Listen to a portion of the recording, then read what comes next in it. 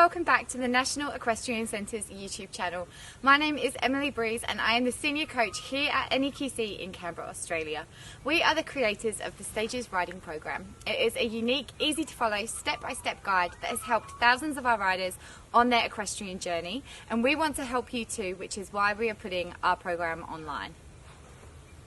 We have just finished filming our Stage 1 series, so today's lesson is the first in our Stage 2 series.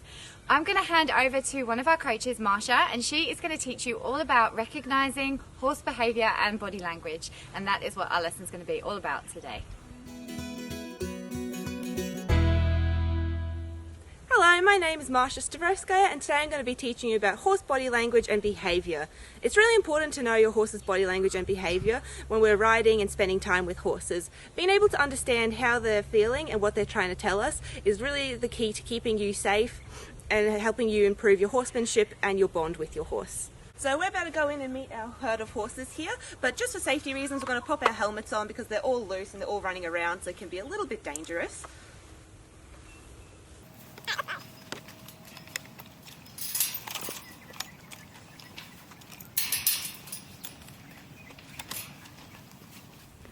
So in the wild, horses live in family groups called herds. In the herd there's usually a stallion, the rest are his mares.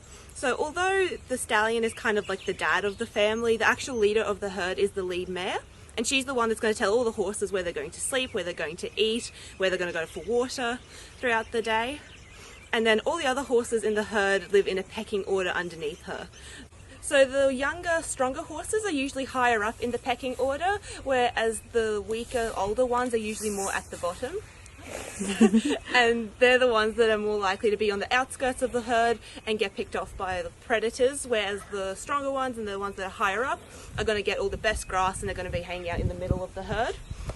So no one really wants to be at the bottom of the pecking order. It's not the safest place to be. So horses are always going to be trying to fight the one just higher up to try and be the boss of them so that he can be a little bit higher in the pecking order.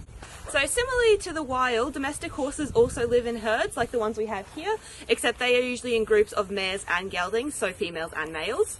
And they also have a pecking order. So this is our main herd here behind us, and our lead horse is Otto, and then everyone else is going to be underneath him.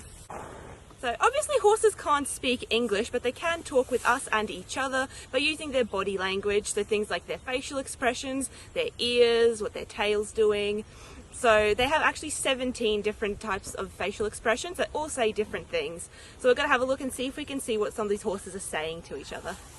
If a horse's ears are pricked forward and their head is raised, that's a good indication that they're curious or interested in something. They might nicker or whinny softly as well.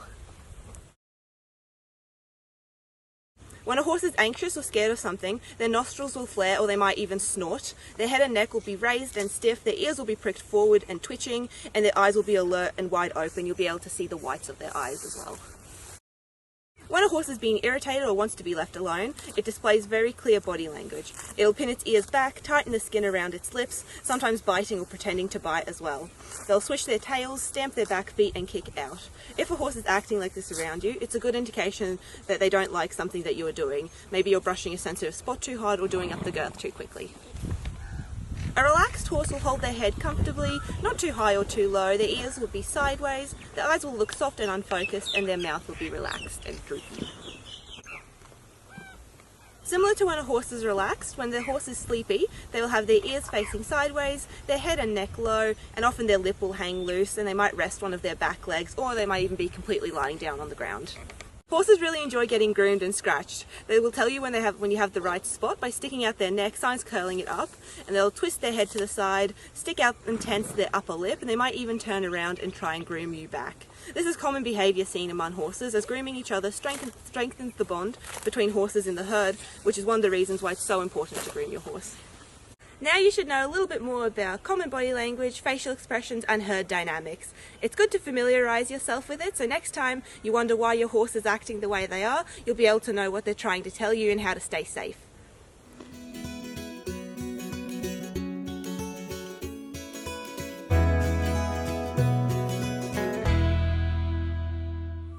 If you've enjoyed watching our videos and you want to put into practice everything you've learned, you can practice with your own horse, or if you don't have your own horse, that's fine because we have plenty.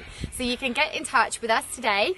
Here's our phone number or our email address, and you can organise having a lesson with us, or you can contact your local riding school. If you've enjoyed today's video, please give it a like. You can leave a comment below as well. And to see more videos like this, please subscribe to our channel, and there'll be plenty more coming your way.